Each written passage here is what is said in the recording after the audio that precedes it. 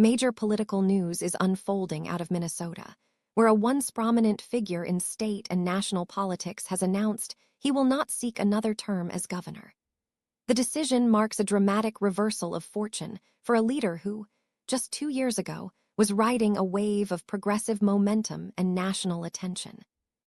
In the spring of 2023, the governor successfully pushed a series of ambitious progressive initiatives through the state legislature. Those policies drew praise from influential figures within the Democratic Party, including a former president who publicly endorsed the agenda on social media. That endorsement elevated the governor's profile almost overnight, placing him on the national radar and eventually leading to his selection as a vice presidential running mate during the Democratic National Convention in Chicago the following summer. Introduced to the country as a steady, Midwestern counterbalance on the national ticket, expectations were high, but the spotlight soon proved unforgiving. A nationally televised debate turned into a turning point, widely viewed as a disaster. In a moment that quickly went viral, the candidate even resorted to mocking himself, a remark that many felt underscored the campaign's struggles rather than diffusing them. As the campaign faltered, far more serious issues were emerging back home.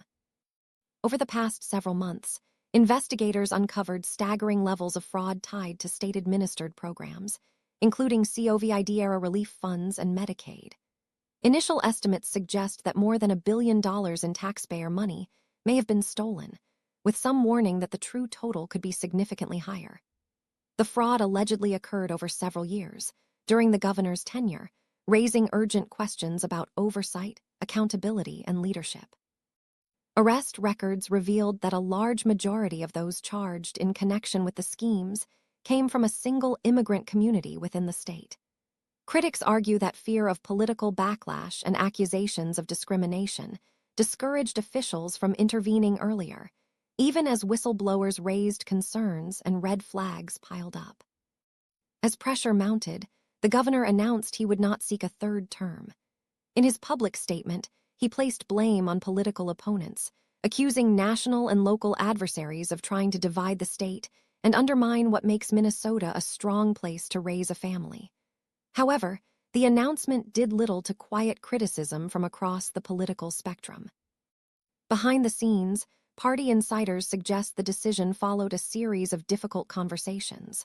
Polling reportedly showed the governor trailing badly, even within his own party. Once seen as an asset, he had become a liability, both locally and nationally. For many Democrats, stepping aside was viewed as the least damaging option for the party, and possibly for the governor himself. The fallout has sparked intense debate within Minnesota's political establishment. Senior Democratic leaders from the state have publicly urged stronger action to address the fraud crisis, and at least one prominent U.S. senator is now openly considering a run for governor. Observers believe private meetings over the weekend may have made it clear that the incumbent would face a serious primary challenge and likely lose. The fraud scandal itself continues to widen.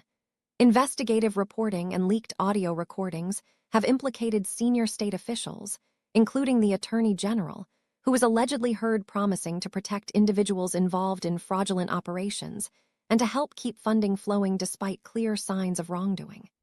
If substantiated, those claims suggest the problem was not isolated, but systemic, reaching deep into the state's leadership.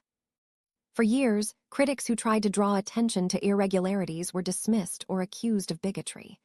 Some faced legal threats simply for asking why taxpayer-funded childcare centers reported receiving millions of dollars despite having few, or no, children enrolled. Now, with charges filed and evidence mounting, that shield appears to have collapsed. The numbers don't lie, one analyst noted. Statistics aren't racist. Every dollar lost to fraud is a dollar taken from a working family who could have used it for real childcare, real health care, or real support. Minnesota's Somali American population, estimated at around 100,000 residents, plays a significant role in statewide elections, making the issue politically sensitive. But many now argue that avoiding scrutiny for fear of controversy only allowed the problem to grow unchecked. The scandal has also reopened broader political questions.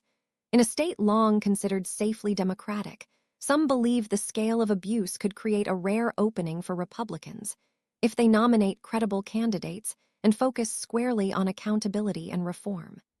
Several potential contenders have already begun positioning themselves, though party strategists caution that missteps could squander the opportunity.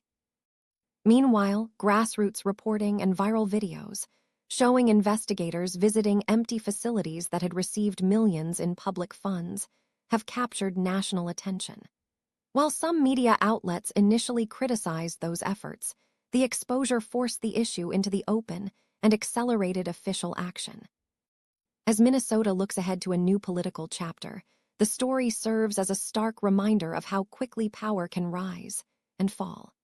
From national convention stages to political exile, the governor's journey reflects not just personal ambition undone, but a system strained by ideology, fear, and a failure to confront wrongdoing when it mattered most. The investigation continues, and so do the questions. How far did the corruption reach? Who knew and when? And will voters finally demand a reckoning that transcends party loyalty? For now, one thing is clear. Minnesota politics has entered a moment of rare upheaval, and its consequences may extend far beyond the state's borders.